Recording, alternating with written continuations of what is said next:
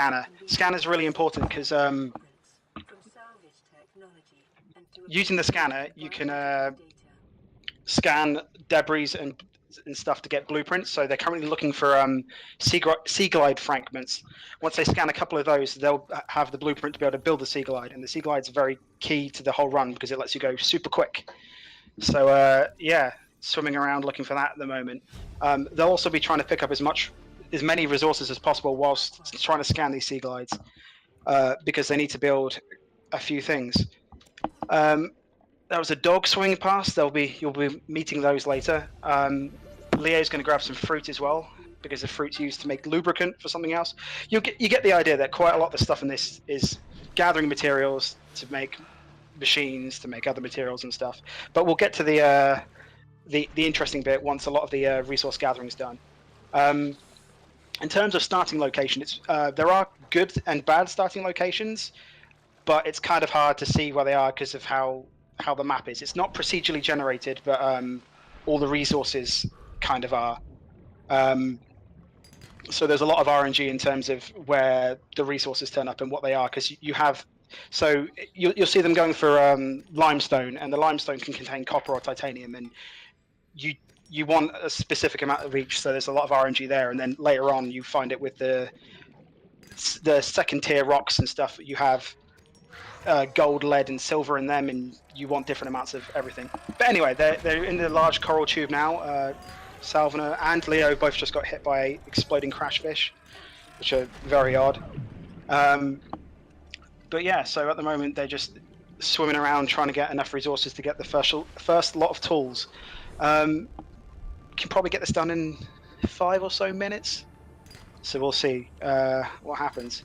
But yeah, if you're not familiar with Subnautica, the game is absolutely fantastic. Looks beautiful, and it gets terrifying later on without having to try very hard. Salvner almost drowned, but you get quite a lot of leeway in terms of how low your oxygen can go before you drown. What's Leo crafting here? Just making the knife, I think, is he? Don't know. But yeah, I don't know if Salvner's got all his sea glide fragments yet. That really is important. If you haven't built the sea glide, you're going to go slow. Right. So yeah, as I said, so the first kind of 5 minutes is frantically going around to get enough materials to get the first lot of equipment you need. So that was an O2 tank. So that's obviously going to let Leo have a lot more oxygen, which is very important. And the sea glide, and yeah, so he's pretty much set. He just needs to now make the habitat builder. The habitat builder is the machine that lets him build bases, and then within the bases you can build fancier equipment to build even fancier equipment. It's going to look a bit strange because they're not just going to build a base; they're going to build a very large base because the first real glitch in this game is called the Super Sea Glide glitch. So what they're going to do is they're going to build a base as big as possible. I think it's 8 compartments. Every time you build an extra compartment onto a base, you lower the integrity of the base. And once the integrity goes to, it's either 1 or 0, the base can start flooding. From there is a weird glitch of if you're going from a flooded base into the water, the game can't decide whether you're meant to be leaving the water or getting onto dry land or not. It thinks you're doing both at the same time. So it adds your walking speed to your swimming speed, and you go super quick. So that's what the first bit of the run is all aimed at, is building this base up so you can get the Super Sea Glide glitch, and you can go super quick. Leo currently in one of the tier 2 caves. We call it that because there's a lot of gold, silver, and lead available, which is important for making wiring kits for some of the fancier equipment. But other than that, there's not a huge amount to talk about at the moment because just in the resource section. But once they get the habitat builder, it'll start picking up quite a bit.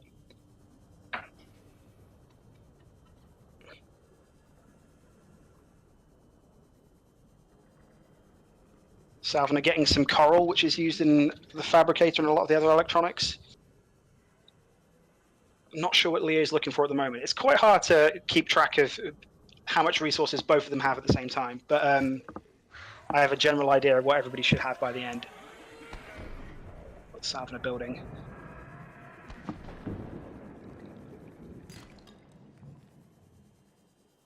Batteries. He's a bit behind right now. Oh, Leo is going. I think he's going for a really interesting strategy. So the first real big bit of RNG is the big shark-like monsters, who we tend to refer to as dogs, are stalkers, and every time they pick up a piece of metal wreck, you'll see wrecks of the Aurora, which is the big crash ship. If you actually play the one-player game, they'll the stalkers will swim around and pick up these wrecks, bits of wreck, and every time they pick up a piece of metal, there's a chance they'll drop one of their teeth, and the teeth are really important for making enamel glass with. If you look at Salvner's screen now, you can see he's already building the base. This is what I was describing earlier. He's trying to build a base as big as possible, just to make it as crap as possible, so it floods, so you can do the glitch. But what Leo, I think, was doing when he was knifing one of the stalkers is instead of hanging around the dogs waiting for them to drop teeth, because what I think Salvner will be doing is picking up lots of these titanium fragments and dropping them for the dogs, making big piles of them, and they'll swarm in and try and pick them up and maybe drop teeth. Whereas Leo might be doing another strat where if you knife a creature in the game, they flee towards the center of the map, and if his base is near the center of the map, that's good, because then the dog will, or the stalker rather, will reset its position near your base, and then you can just ignore it. So instead of having to go bring the metal and hang around them, you leave its metal and then carry on doing all your base building and crafting and stuff, and it will still be spawned because you're nearby, and it will start hopefully generating a big pile of teeth. It's the kind of the pet stalker strategy. It's a lot more difficult, but it kind of looks like he's pulled it off because there is a stalker right outside his base. So this will be interesting. Hope everyone can hear me okay. My mic was playing up earlier. Welcome aboard, Captain. So both of them have got the fabricator up now, so they're going to start in their second base, so they're going to start crafting a lot of things. You'll often see them going between the life pod, where Leo's heading now, and back to their base to craft things, and that's mainly because there's a power system.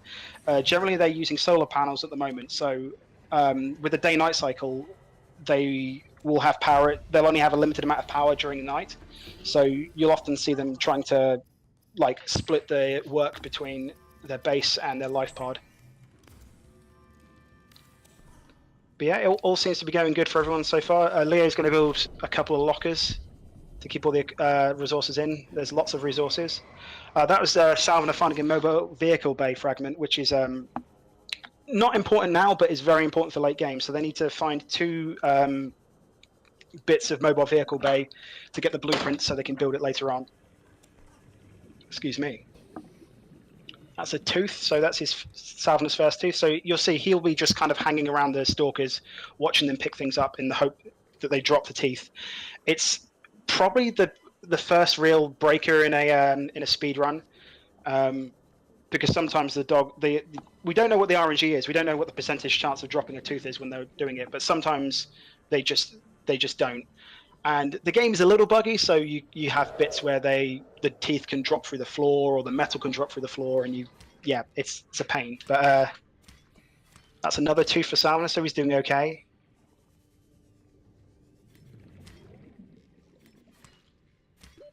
Oxygen.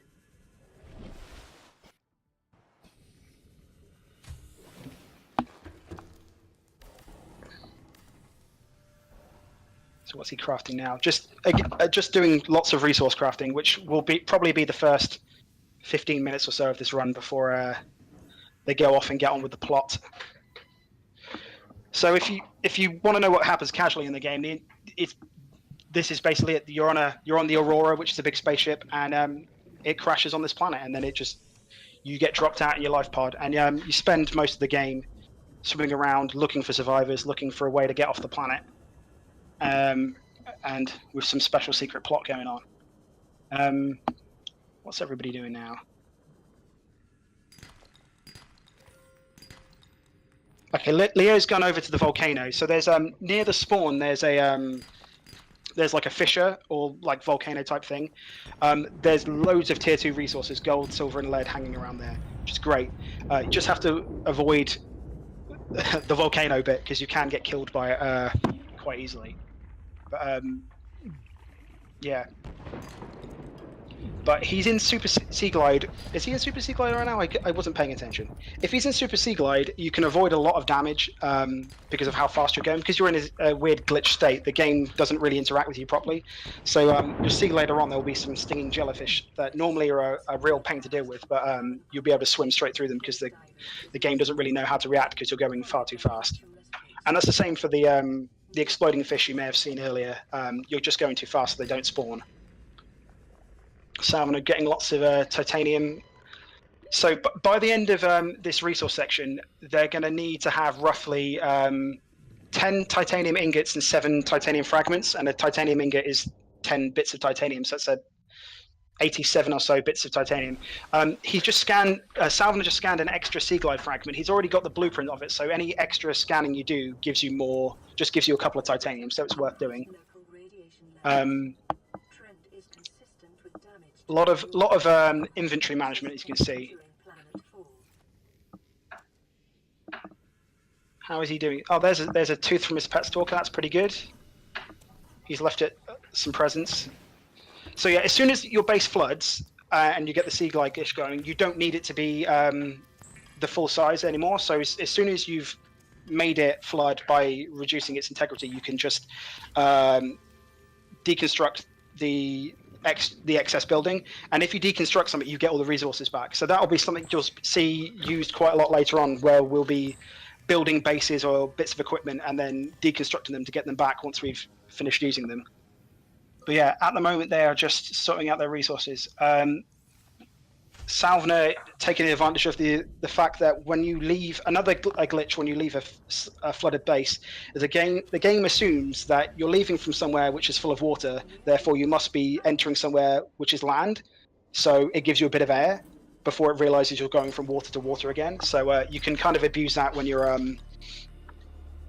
building a lot of resources in your base just to keep your air up, because obviously once the base is flooded, there's no more oxygen in there. The world record for this game, I think, is about 44 minutes, and that's Salvner who's got that. It's quite RNG heavy because you mainly on the stalker teeth dropping. That's really the first hurdle. The other RNG you can you get used to where all the spawns are, or certain caves will have certain amount of resources in them. So once you get used to that, really, you're waiting on the RNG for the stalker teeth. Past the stalker teeth, there is a bit more RNG later on, and there is also some difficult tricks. And probably the biggest thing is remembering to bring a lot of stuff with you, because you have to bring resources with you at like 20 minutes in the game that you'll need 40 minutes later, and if you forget it, you're in trouble. Salvner showing off what I mentioned earlier about those jellyfish stingers not harming you because you're going too quick because of Sea Glide glitch. But it's going back to daytime again, so all their bases will be powering up and they'll be able to do a lot more crafting.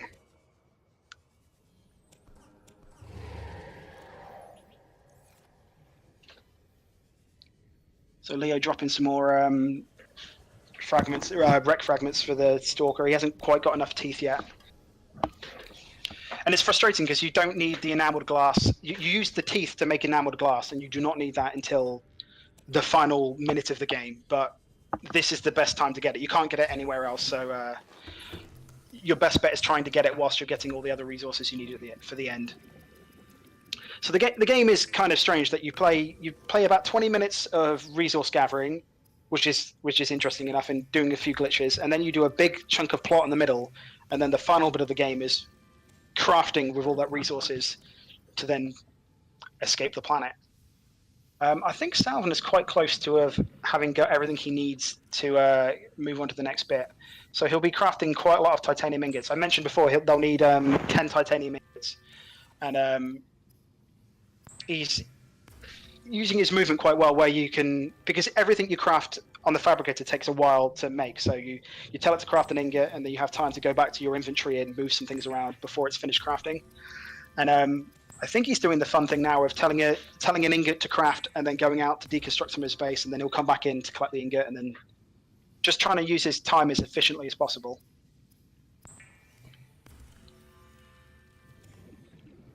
But they're quite close together at the moment. It's hard to tell because, again, there's a lot of resources, and you won't really be able to see the full extent until they start leaving. But now that's Leo's got 3 enameled glass already, which is pretty good. He needs 4, and then he's good to go.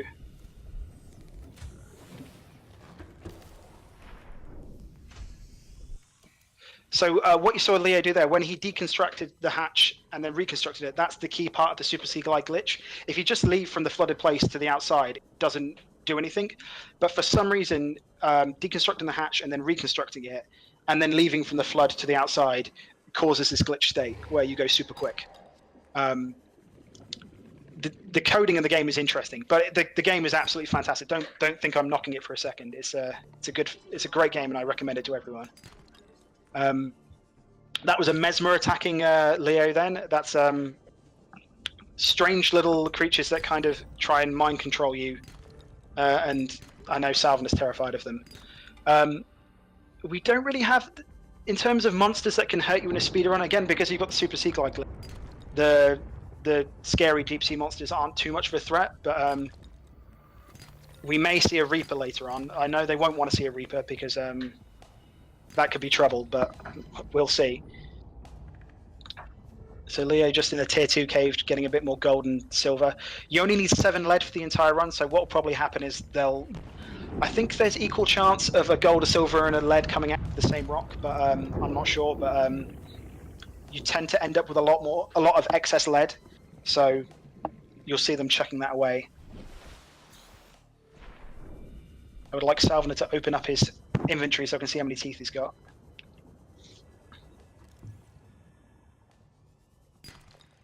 Well, that's a stasis rifle fragment, which he will not need. So there's a lot of mechanics and equipment and so forth in the game that they don't use in this in the any percent speedrun. This is any percent, by the way. Just trying to get to the end credits as quick as possible. And but there's loads of vehicles, little submarines and robot suits and big submarines that you can build, but we don't really use them because using the Sea Glide cheat, you just go as fast as possible. And using a few more exploits, you can get around the trouble of having limited oxygen. Namely death, using dying in order to restore your oxygen as well as your food, your health, and your thirst. Because there is a thirst mechanic in the game, so you have to find water. Which in a casual play you can build machines to give you water and stuff, but we don't have time for that now. So we just go as quick as possible, and then if you ever get thirsty, you die, which is easy enough. Is Salvner ready to go?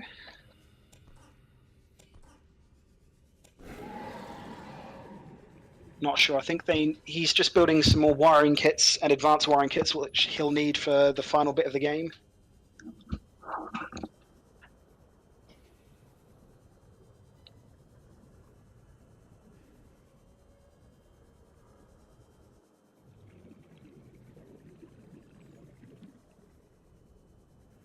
Leo looks like he's looking around for a bit more titanium.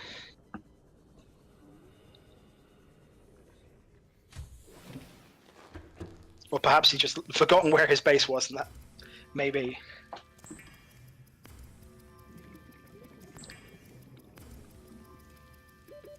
If anyone is interested in speedrunning the game, there are also other categories that people run. You can run it glitchless, which I think the world record is about an hour and 20 minutes, maybe. And there's also hardcore, where if you die, you die, and that's about an hour and 10 minutes. But very fun. Oh, see, Salvner accidentally popped through the floor of the world there, which is not ideal.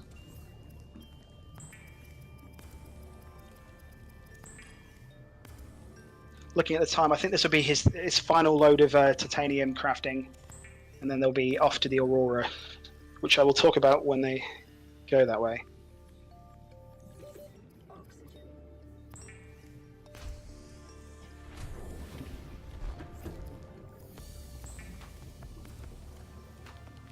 So it does look a little frantic at this point, where just constantly opening up menus and clicking and crafting, and you have to get used to navigating these menus and just recognizing the icons at a blink of an eye and so forth. I think that's Salvner with everything he needs now. Or does he need a bit more titanium?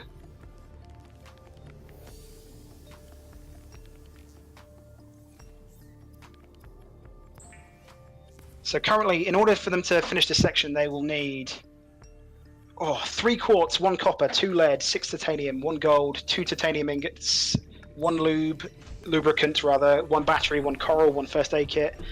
That's what they'll need in their inventory, and then in the locker, which they'll leave for later on, they'll need 7 lead, 3 silicon, 8 titanium ingots, 1 copper wire, 1 wiring kit, 2 advanced wiring kit, 4 enamel glass, 2 computer chips, 2 lubricant, 1 battery, 1 quartz, 4 silver. So it's a lot of stuff and it's a lot to remember. But yeah, that's it. And it looks like Salvner is on the way to the Aurora. Yes, he is. So the Aurora is the spaceship you came in on. It's crashed and it's leaking radiation everywhere. He's just spotted a Cyclops hatch.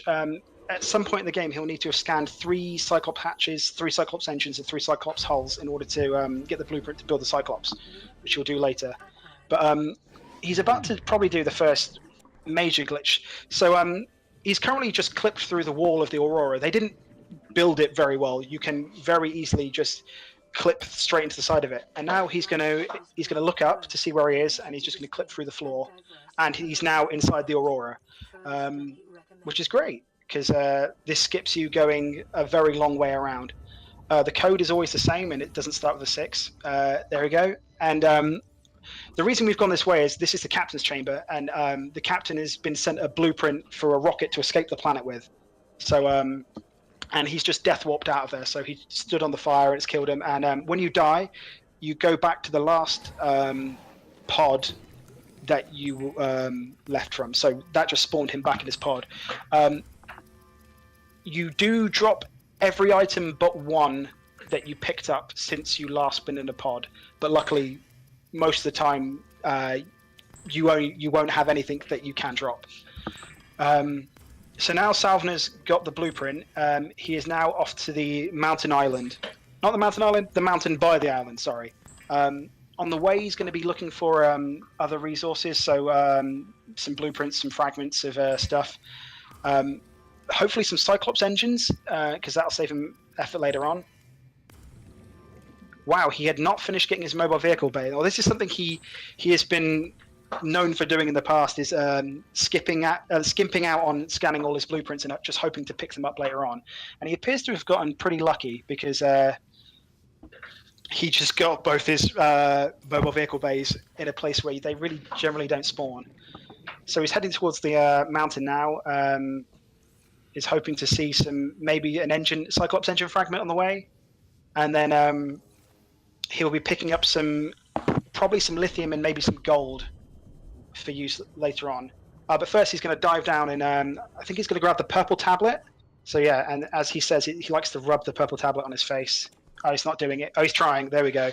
The purple tablet is effectively like a key that he'll need to get into a alien building later on, because of course we're on an alien planet. There's got to be an ancient alien civilization. So there he's picking up lithium, which spawns by itself, and he's also breaking shale, because lithium, gold, and diamond can spawn in shale. Diamond is completely useless in this run; doesn't do anything, so it's trash. So he's building a base now with a solar panel on it. He's not going to really do anything in it now, but later on in the game, he will need that base to be online and have power to do some crafting there. So in about maybe 15 minutes. Oh, he's just got his moon pool. So the moon pool was probably the scariest bit of RNG for the run. You need to find 2 moon pool fragments to get the blueprint to know how to make the moon pool, and the moon pool is integral to the run. If you don't have the moon pool, you cannot do it. And Oh, there's another Cyclops engine. That's pretty good. He's got some pretty good luck going on. And there's Leo heading towards the clip into the Aurora, taking a first aid kit because the radiation does hurt you. As you look at Leo now, he's just going to clip through the side, and that's as easy as it is. There's no frame perfect, nothing like that. You just kind of barge your way in. Yeah, hopefully Salvner doesn't get eaten by a Reaper Leviathan, because there is a Reaper Leviathan patrolling around here somewhere. You may hear it if you can hear the sound. Although I think the audio might be coming from Leo, so later on. Leo going to do the captain clip. Yep, there you go, got it, sweet. So Salvner heading up for some air. You'll also see Salvner picking up some plants. There are 4 plants in the game that you need to pick up for plot reasons, which we'll see later on. There's a little trick he was doing there where he was swimming just below the surface. You can swim close enough to the surface to gain oxygen, but you haven't actually broken the surface, because if you break the surface, you lose your Super Seagull glitch.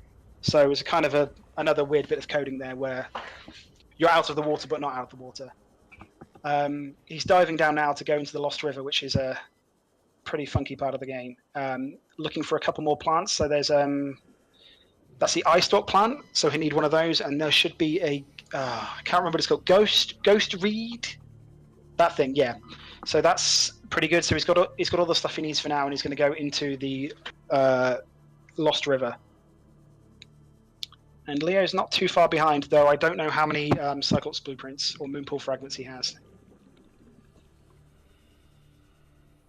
So popping up in front of Salvner's screen soon will be the first big Leviathan you'll see in the run, which is the Ghost Leviathan. Subnautica's like the big appeal to it. Well, one of the big appeals is just like how big and vast the game is, and as you saw it pop into a screen there for a second, there's a very big sea monster, sea snake type thing hanging around up there.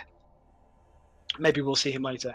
So Salvner's now at probably the biggest bit of RNG in the run. This used to break runs all the time. This is the nickel hunt. So there is you'll see some little tiny rocks around here. Oh, you'll hope to see some little tiny. They contain nickel. He only needs 3 nickel, but as you can see, the whole scenery it's awful, and you're picking up bits of lithium because they look like it. And is that two nickel he's got so far? But anyway, he needs 3 before he can carry on. They're integral to the run. He hasn't got much oxygen, so what he's going to do now, he's going to build a moonpool. The moonpool won't have any power, so it won't be able to make any oxygen. But by entering the moonpool and then dying, well, that was a sea dragon he was trying to get killed by. By entering a base and then dying, you respawn at the base with your inventory saved. But so that little jump he did into the base saved his inventory, so he's not going to lose any of the resources he picked up. And the other benefit is because they're quite low, we're 1,000 meters under the sea right now. All your bases will flood very quickly. So he's also got Super Seagull glitch because the moonpool flooded, and he went from a flooded building to an unflooded, to the sea, and that gives you the glitch back. So the moonpool's great. So you can build it, use it to save your inventory, and then when you die and respawn, you'll have full oxygen, full health, full water, and still have all the stuff with you. He's now looking around for kyanites, which are these little blue crystals, and sulfur, which are the big yellow things, and he needs 4 of each. You may see him skimp on some, but it's risky and not worth it. Leo's just heading down towards the Lost River now, so I think he's got everything he needs, which is good. So he's not too far behind, like 5 minutes behind maybe, max. But the RNG could easily change that. Salvner intentionally taking some damage in the lava because at the end of this little section he's going to do another death warp where he kills himself, so he spawns back at a base. But he won't spawn in the last moonpool he made because that no longer exists. He reclaimed it. So when he dies, well, you'll see where he respawns. So that's a little iron cube, and that's the game glitches out quite heavily there. So the iron cube is used to power things later on, but mainly he used that purple tablet to open the door, and we need to do that because we need to get this blueprint here, which is for turning off the cannon. I can't remember what this blueprint's for. It's one of the quest bits of the game. Oh no, so sorry, Salvner's moon pool was still spawned in that moon pool with all his resources, and found another sulfur. Fantastic. So he'll be heading for another. There's another base down here he has to go to do some. Leo getting the ghost weed, so he's all set, heading into the Lost River. So normally when you're playing this game casually, you'll have needed to build some heavy-duty like exoskeleton suit type robots to get down here because of the pressure and the oxygen. But just bring a decent oxygen tank and glitch it and death warp your way through it. Oh, there's the sea dragon in front of Salvner. He's in a bit of a dodgy position. They do have they are quite aggressive, and they can do. I think they can do one-shot kills on you. They can just eat you. But he's okay. Salvner's just going to clip out of bounds because this game's really well made. So out of the bounds, there's still water, so he can swim around the outside. So he's avoiding a couple of locked doors just by clipping out. And the clip is simple. You just kind of go to the edge and swim up, and then hammer the spacebar, and you pop out. The only thing you have to worry about is some of the bits out of bounds are actually on land, and if you clip those on land bits, then you're in trouble because you're then stuck. And now we're going to say hello to the Sea Emperor in a second. Leo still hunting around for some nickel. You should be able to get most of it around the front end of the building, but of the lava zone. Sorry, but if not, he'll have to go hunting elsewhere. So Salvner is now in the Sea Emperor's facility. He'll build another moon pool just to save his inventory in a second. And this is the main plot point of the game. You're trying to appease the Sea Empress, who is this massive tentacle monster down here, and she's going to give you the cure to leave the planet. You need the cure because there's a giant laser that's shooting down all the ships of infected people from leaving the planet because everybody's infected or something. Play the game, you'll find out. Anyway, so Salvner's going down here to find the fan coral or whatever it is, this thing. So that's the last plant he needs, and they're those 4 plants are the ingredients he needs to make the cure. So he's gonna, yes, so he needs to use the portal. So he's gonna clip his way through that sand to use the iron cube to open the portal. Normally you have to wait a couple of minutes for the Sea Empress to swim around as she blows the sand away, but you've got the Super Sea Glide glitch, you can just clip through.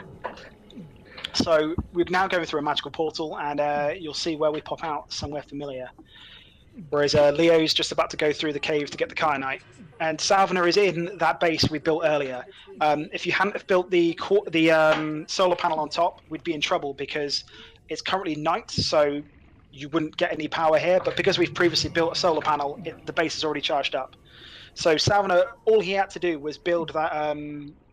Build the cure there, and that's all he needed that base for. He's just picking up some lithium that he dropped outside of that portal about the same time he built that base, about 10 minutes ago. It's just a really nice bit of infantry management because stuff in the overworld doesn't despawn. So if we could pick up some lithium out on that mountain that we know we need later on, drop it outside the portal knowing we're going to come back in. So he's given the cure, or not the cure, sorry, the hatching enzymes to hatch the Sea Empress's children. And they're going to give him the cure. So he's hatched that, and yeah, he's all good to go. There's now going to be a cutscene of him curing himself with the little sea baby dragons. Empress things, rather.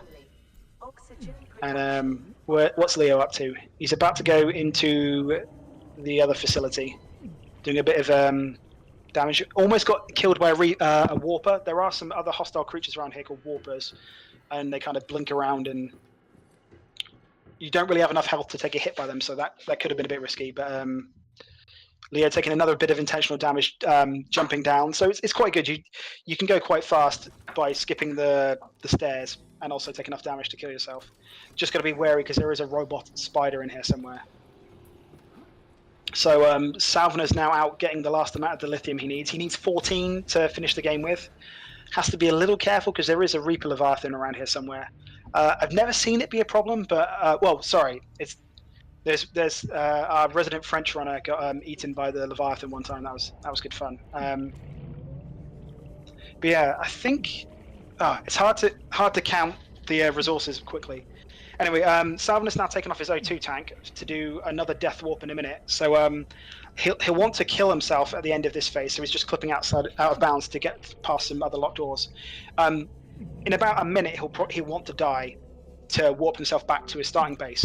But there's nothing inside this base that can kill him. So he's taken off his O2 tank in advance. So he will drown in about, I don't know, 40 seconds now. No, a bit less than that. So yeah, he's just clipping through, and he's just going to get himself cured. So now he's telling the gun he's cured. So if you played this game normally, you'd have gone through the place, and it would have scanned you and told you were infected, and it won't let you leave the planet. But it's now decided you're cured, and it'll let you go. Leo having great fun with the sea dragon. So obviously it's a sea dragon; it can throw fireballs at you. And also, it's quite clippy. It doesn't really obey the physics so well. So, I mean, you can clip through things, so why can't the sea dragon? So, Leo gonna have to be a bit. Oh, it looks like it's left, but yeah, that was interesting. I have been killed by the sea dragon clipping through the walls here and eating me in the middle of the containment facility.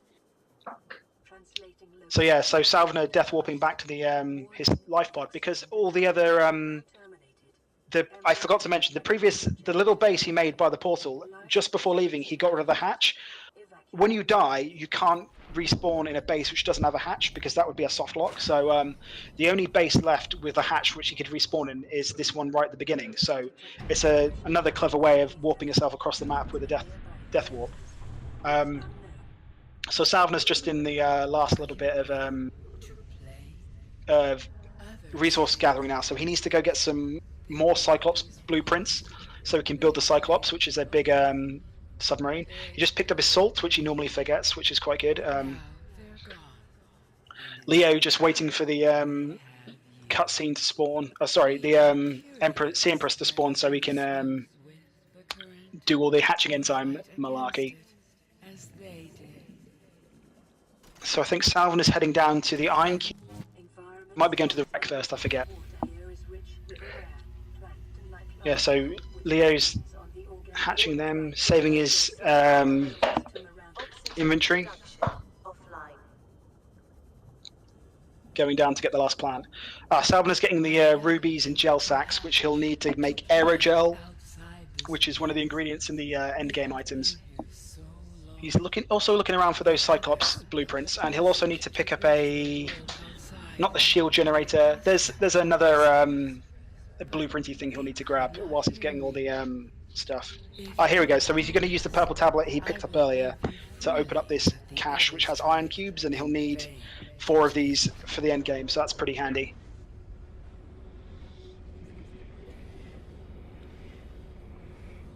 It's hard to keep track of where everybody is, because every time I switch to one screen, someone else moves. So here's Leo using the same thing we saw earlier, where you've got the previously built base. And he's remembered to bring everything. So what Salvner did then is he just despawned that wreck. So again, the game's a bit iffy in the construction. So if you try and build a base next to, or almost like clipping into a wreck, you can despawn the outside, but as you can see, all the lovely loot inside is still there. So it's just a way of getting to all the stuff inside without having to build. Normally you build a laser cutting tool and you cut through the hull and you go through all the corridors and you find everything, and it's difficult. Whereas we just despawn the whole thing. We used to be able to despawn the whole Aurora, so that thing we clipped through at the beginning, the massive ship, you could just despawn the whole thing. But it was far too easy to do that accidentally, so that got patched out quite quickly. So, did Leo just have to go get a gold? I think he did. He forgot his gold to make his fabricator.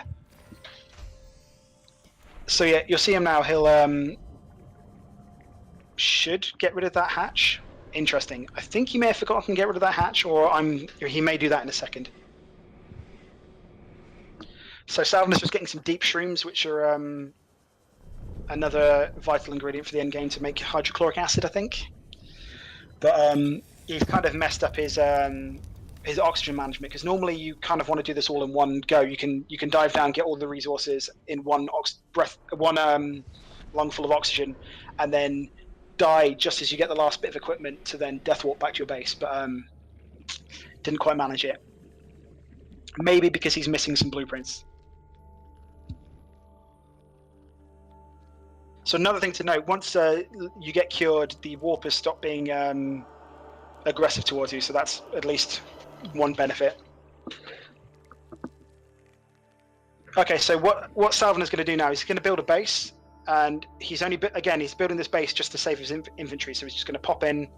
Now everything that he's currently got in his inventory is he's going to despawn the hatch, so if he dies he can't respawn in it, and he's going to use his knife to pop these mushrooms, and they do you a little bit of damage. So he's just killed himself on purpose, and he should respawn back at his starting base, which is great.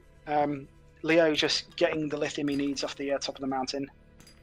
Decent amount of lithium and gold. Gold is still useful. I think you still need a bit of gold. Lithium is great, and diamond is terrible. I think I mentioned before you need 14, so he's doing okay. Now Salvner at the great bit of the run where he's got all his blueprints. It's crafting and hoping he hasn't forgotten anything now. So where are my notes? Because there's a lot of things. See, they need to build a Cyclops shield generator, a Neptune launch platform, a Neptune gantry, a Neptune boosters, a Neptune fuel reserve, and a Neptune cockpit. And that's a heck of a lot of stuff on that. So the idea is that they should, by now, they've got all the materials they need to build all this stuff, and this is the rocket they're building to leave the planet. Slightly more complicated than that, but you'll see that in a second. Leo just taking off his air tank so he can the death warp in a second. Watch him do that clip again. You can just see how easy some of these clips are. You just kind of pop through the wall, and again, just has to not swim too high to avoid hitting those air pockets. But other than that, it's quite simple.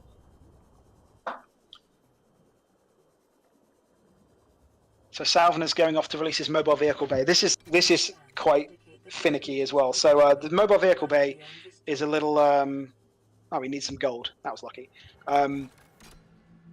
Is a little construction platform that builds your vehicles, but it only likes to be released in deep water, and what it decides is deep water is very inconsistent, and also its physics is quite interesting. So we might get to see it fly away, which he'll be not happy with.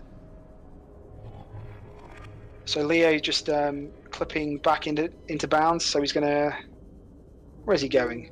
He needs to go grab that purple tablet to get the iron cubes, and now he should die. He's just checking he's got everything. Salvner setting up the mobile vehicle bay and setting the Neptune launch platform to build. So it takes a long time to build. So rather than just sitting there watching it build, he's going to go back to his base and do some more crafting.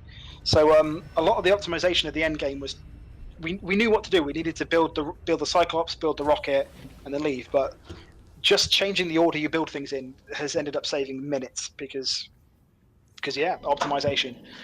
Salvner grabbing the last bit stuff he needs, and then he needs one final gold, so he's deconstructing his fabricator to get the gold back that makes the fabricator. So he's going to use the fabricator up here to do his last bits of construction. And Leo going off, I think, to go get the last fragments. I don't think that was a surface. Again, as I said before, if you surface, you lose your Super Seagull Eye glitch, but what the game considers surfacing is not what looks like surfacing, so I think he's okay. He was just aligning himself with the clouds to work out which way to go. I think he's going in a different direction to Salvner normally goes, which is interesting. But the blueprints for everything kind of are randomly spawned around the map. You kind of get used to where they tend to spawn in similar places, but where they are is random in how many of them. So there is luck. Salvner telling the launch platform to build the base of the rocket, and as he's doing that, he's going to tell the mobile vehicle bay to build the Cyclops. Cyclops is your big, cool submarine that is kind of like the crowning glory of when you play this game. When you first get to build this big, it's like a big bus of a submarine. It's great. The thing is, you don't actually need the Cyclops to do anything. What you need is inside the Cyclops, there's another bit of machinery that can build something you need. You basically need a shield generated from the Cyclops. So we're building this big submarine just to use its computer for 2 minutes, and that's it. Oh my god, Salvner just did something I have told him is risky. So the Cyclops was spawning, and it spawns in the air and drops in the water. You can save a couple of seconds by by opening the hatch of the Cyclops and jumping in whilst it's still falling. But obviously that's risky because you can end up having a giant submarine falling. It's happened with Salvner. He's lucky because he has because he's saved his inventory by going into a habitat. He hasn't lost any equipment. He's just lost time. But that was amusing. He just stole a power cell out of the Cyclops, because when you build it, it gets spawned with 6 power cells, and you need a power cell to go in the rocket. So it's pretty handy. Leo getting some fragments. Looks like he's doing okay. That's a bridge. Looking for more bridges and holes. Salvner building the last bit of the rocket now. He's close to finish. A fairly good time considering world record is 44 minutes and something. So Salvner looking at a 48 maybe. Would have been quicker if he hadn't crushed himself under the Cyclops. Leo's going to have to surface to get a bit of oxygen. It's the day-night cycle is very awkward on this. If the run goes perfect, you're always searching for stuff during the day. But if you get a little bit slower, then you end up having to search for things at night. That gets really hard because, well, obviously it's harder to see things, but also some of the predators are better at finding you at night, so it gets a bit nerve-wracking. So yeah, Salvner just waiting for the last bit of the rocket to build so he can jump up there. Yeah, so that's all the crafting for Salvner. So this is all what's the word I'm looking for? It's all elementary now. He just has to get to the top and blast off. Leo is now at the bit where he's going to save his inventory, get the deep shrooms and death warp, I think. So not too far behind.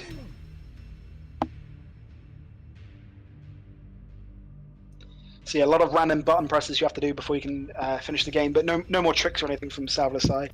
He just has to avoid pressing the button to choose to leave an audio log. You can choose to leave a time capsule, which we obviously don't want to do because we want to go far. But there'll be time for Salvner coming up as soon as the chair spins around, which he's about to go in. So I don't know if the timer's going to stop, but we'll see. So that's a 48-55 or something like that for Salvner, which is just pretty good. So he's just on the end cutscene now. I wonder if he's going to join us for a chat. And we can laugh at him for getting crushed by the Cyclops, which I've always said might happen, and obviously it has to happen when he streams it. Leo just doing the last bit of crafting, and then he'll be doing the same thing. Hopefully not getting crushed by the Cyclops, but maybe 5-6 minutes left for Leo, depending on if he's forgotten anything. Whereas Salvner's just enjoying the lovely view and the end scene.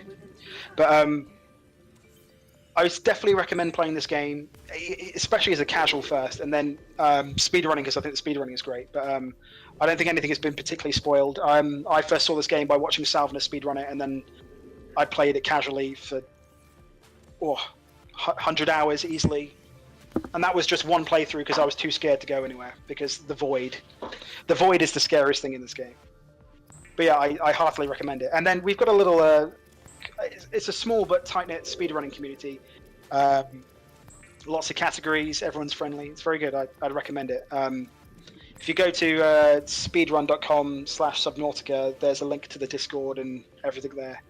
But anyway, yes, so let's see what Leo's doing. He's got all his plasteel he needs. He's got the aerogel. Looks like he's got everything. So he'll be going off to release the mobile vehicle bay to build the first bit of the platform, coming back to get the rest of the resources, and then finishing it off. So yeah, pretty good. What did I say it was? 48-55? Yeah, that's not an unreasonable time. especially considering maybe 4 months ago the world record was an hour and 20 minutes on any percent, and then we had runners Minky and Clove had a thing back and forth, getting ridiculously good times, hitting sub 1 hour, just pushing the time down and down, and then yeah, it's where it is now. Leo's a bit newer than Salvner, but he's third best runner currently, fourth best runner time wise on speedrun. So his times are improving steadily, and this is a good time for a marathon setting, because normally at the start of the run, you would reset the run a few times until you get a really good,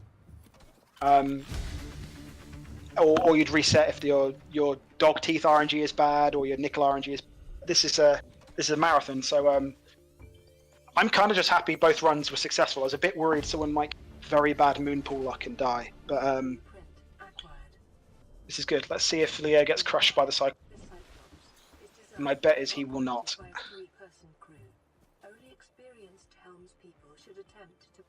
Taking it a little bit safer and slower.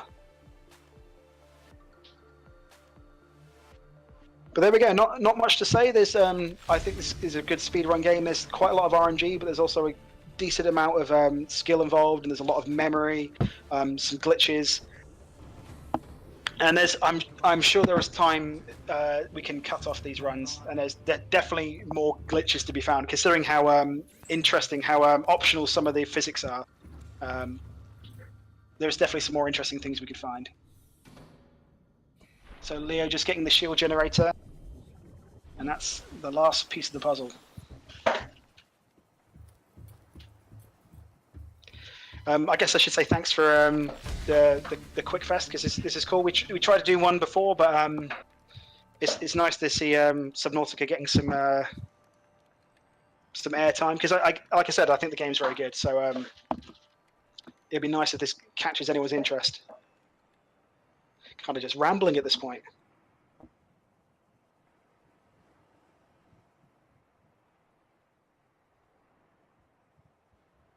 Just waiting for Leo to construct the rocket.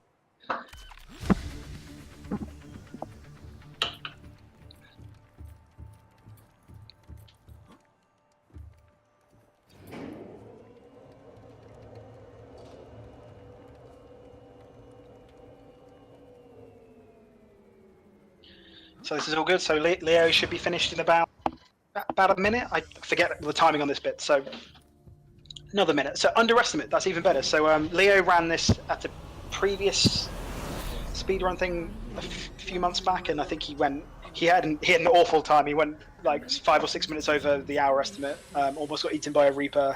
Really bad moonpool luck. So for both these guys to finish it nice and under the estimate and nice and quick, without too much hassle, with about 12 hours notice, is yeah, it's really good. I'm very pleased. Computer systems active.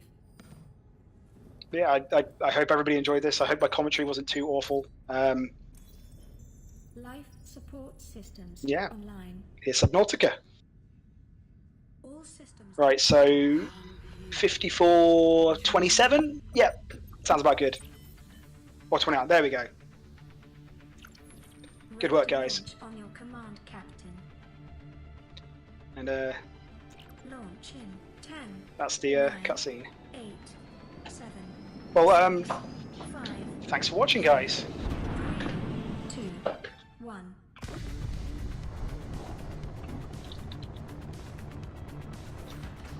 Time capsule jettison.